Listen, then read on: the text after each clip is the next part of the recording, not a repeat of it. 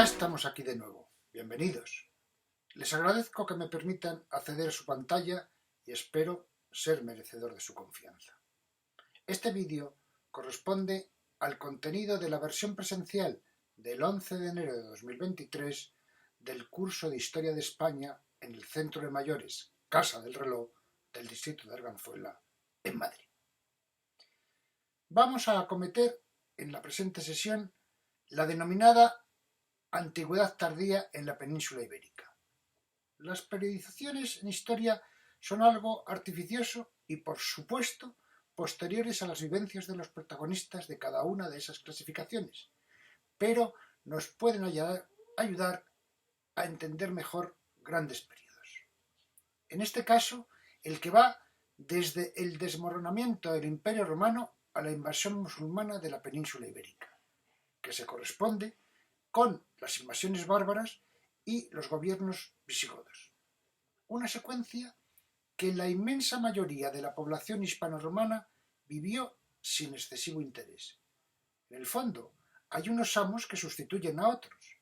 Insistiremos en recordar que la población hispano-romana rondaba los 6 millones de habitantes y que los dominadores guerreros visigodos no pasaban de 250.000.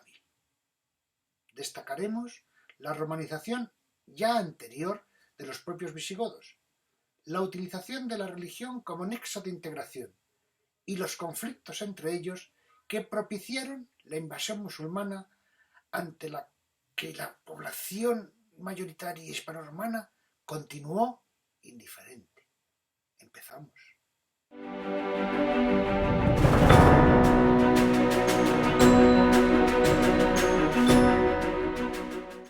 Vamos a iniciar nuestra visión sobre la presencia de los visigodos en Hispania con el punto de vista de 3 historiadores.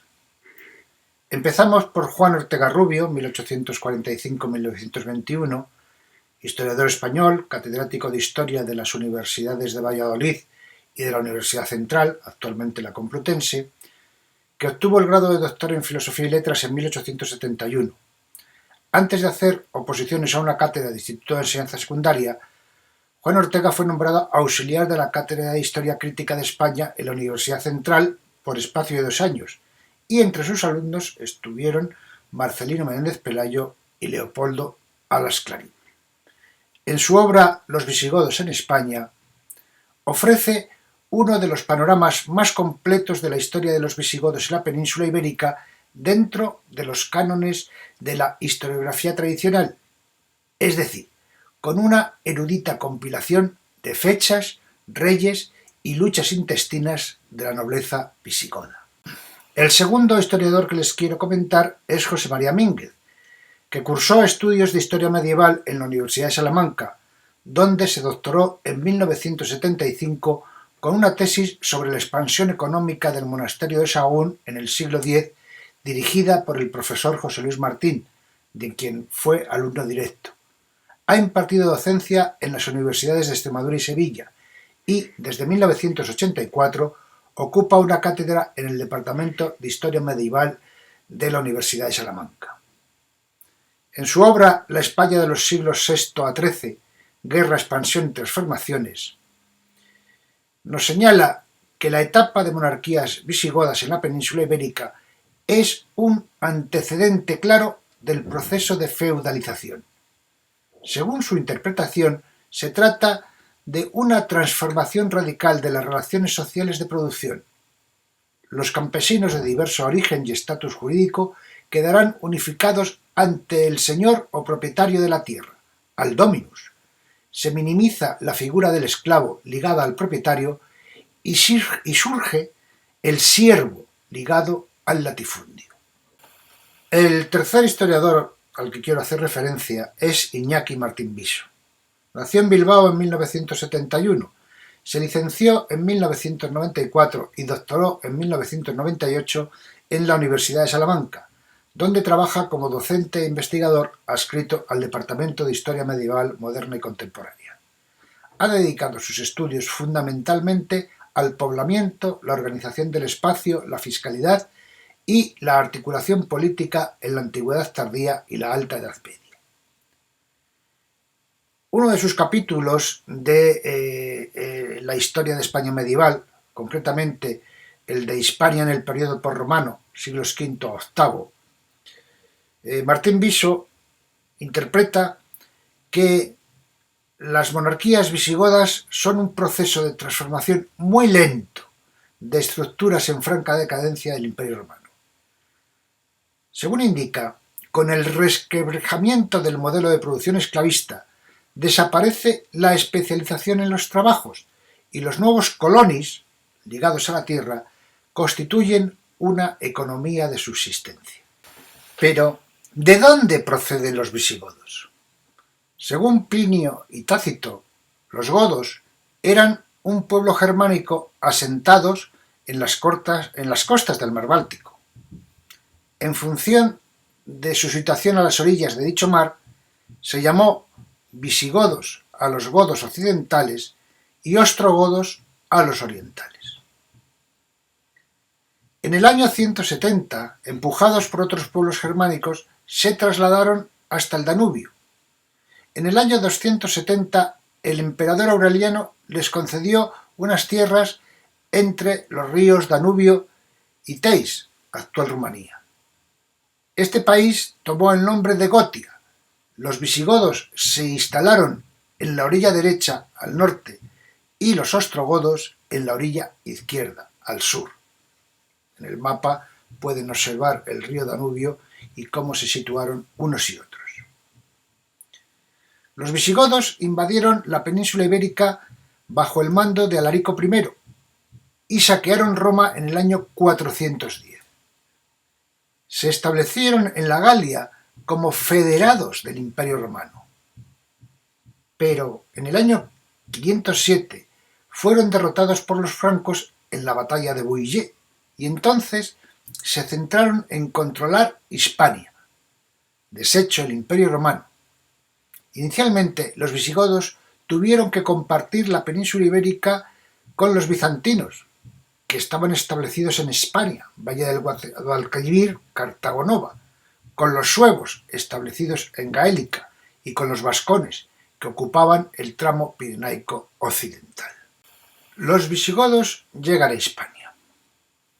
Bajo Ataulfo, tras el saqueo de Roma en el año 410, los visigodos dejaron Italia en el 412, y a cambio de tierras por paz, el emperador Honorio les concedió las Galias y el norte de Hispania.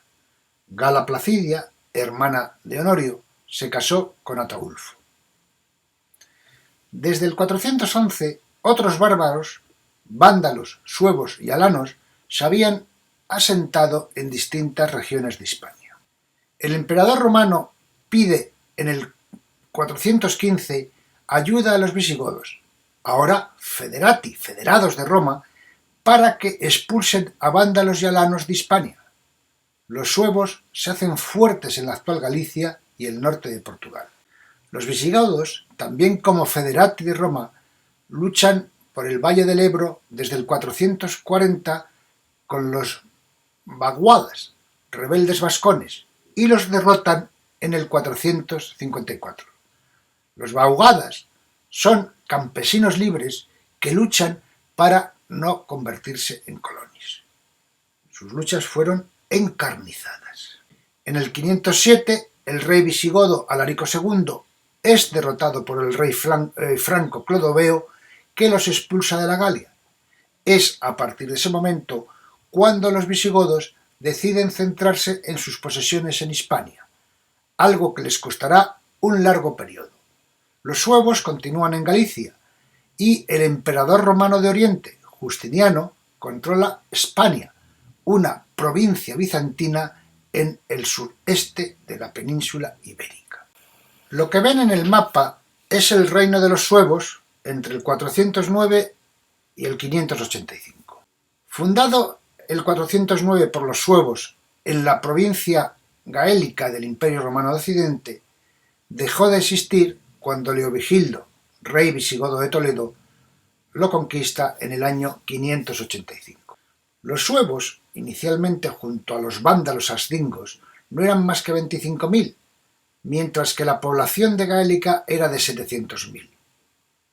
La acción de los suevos, guerreros, se dedicó en exclusiva al saqueo.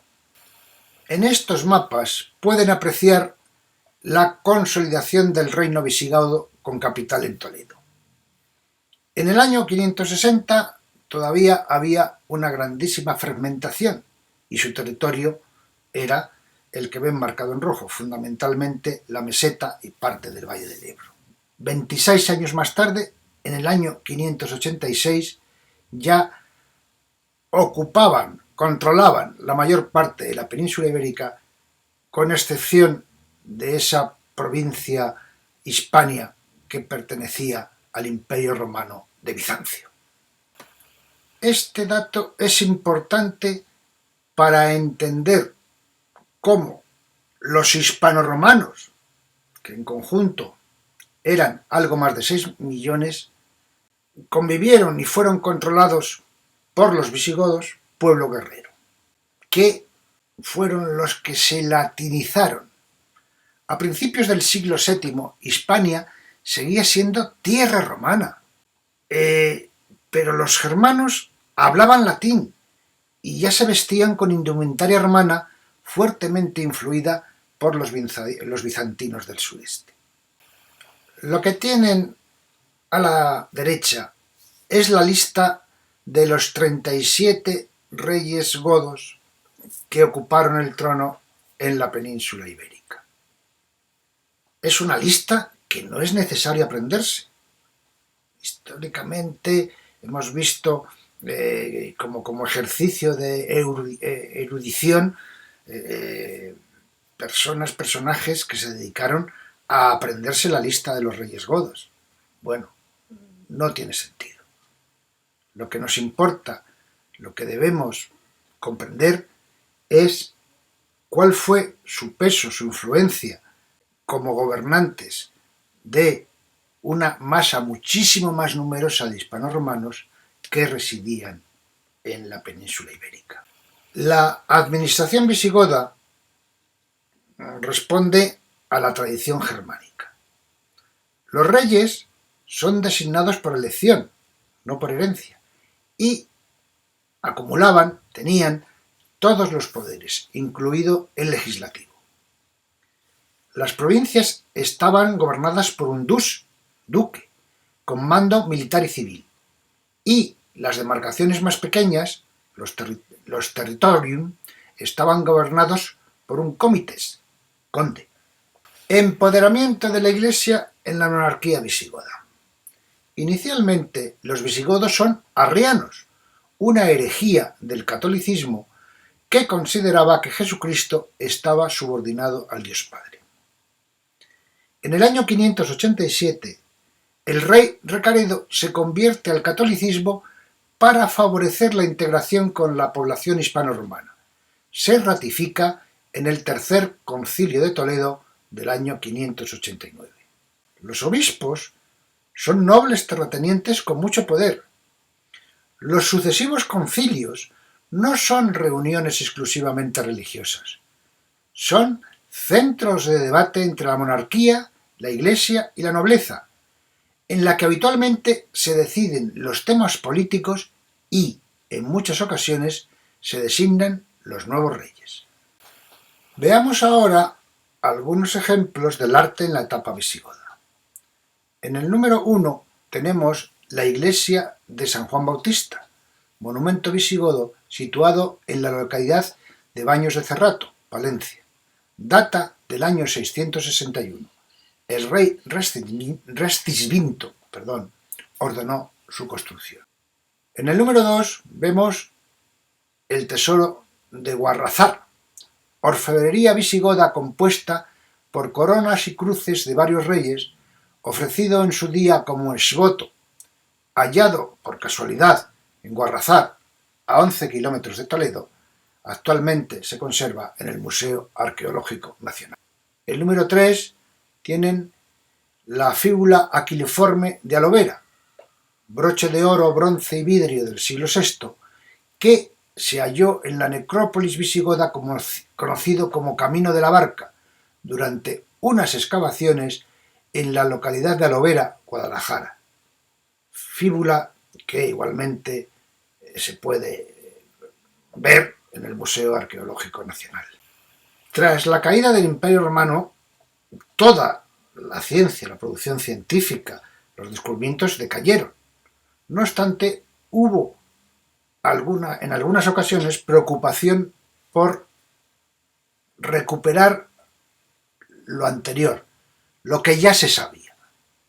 Sisebuto reinó entre los años 612 y 621 y fue contemporáneo del intelectual más importante de aquellos tiempos, Isidoro de Sevilla, 560-636. Por petición de Sisebuto, Isidoro de Sevilla compuso en latín una obra en prosa, De Natura Rerum, sobre la naturaleza de las cosas, también conocido como Liber Rotarum, libro de las ruedas. En él se traza una visión global y sintética de los conocimientos científicos de la época procedentes de la tradición grecolatina, abarcando las diversas ciencias naturales, pero haciendo especial hincapié en la astronomía. El texto se acompañaba de distintas ilustraciones, generalmente sobre fenómenos astronómicos. Fin del reino visigodo. La invasión musulmana en el año 711 fue posible por la desarticulación político-militar del reino visigodo, minado por los enfrentamientos entre los distintos clanes de la nobleza. Muchos nobles visigodos pactaron con los invasores a cambio de que se respetaran sus bienes y el dominio sobre sus extensos territorios. Se conocen ejemplos como el de Teodomiro, noble visigodo de la región de Murcia, o el del conde Casio, del territorio de Borja, que llegó a convertirse al islamismo, se integró plenamente en la sociedad del Andalus, dando origen a la dinastía Banu Qasi, que tendrá un papel destacado en la frontera del Ebro hasta el siglo X. Algo similar debió ocurrir con los familiares de Witiza, cuyas posesiones se hallaban desperdigadas por toda la península. Aconsejamos, para terminar, activar el enlace a este vídeo, El final del Imperio Romano y los visigodos, elaborado por el canal Historia con Clase en YouTube. Es una excelente síntesis. Les agradezco mucho su atención. En este viaje en el tiempo hemos asistido a la primera ocasión en la que la totalidad de la península ibérica quedó constituida en una unidad política independiente, aunque gobernada por el pueblo invasor. La inmensa mayoría de la población hispano-romana vivió esa situación sin excesivo interés, pero durante esos casi 3 siglos, del V al inicio del VIII, la ruina económica provocó una profunda transformación social que nos llevó al sistema de señoríos de los propietarios de la tierra y a una feudalización muy particular si la comparamos con la acaecida en el resto de reinos europeos. Nuestra siguiente sesión, tras el paréntesis de una visita repaso de lo tratado hasta ahora que realizaremos al Museo Arqueológico Nacional, la dedicaremos a la islamización. Me despido rogándoles que se cuiden.